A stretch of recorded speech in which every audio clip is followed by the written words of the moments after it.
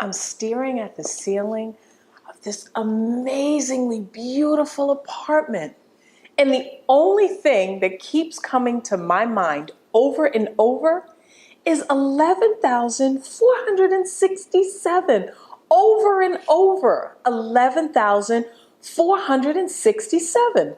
Initially, that's what I thought it might be at first, but 11,467, that's what it took for me to be here today.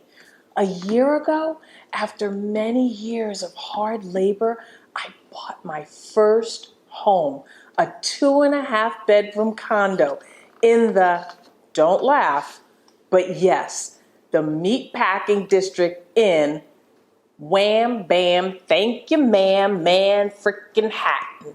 Yes, my tongue is in my cheek.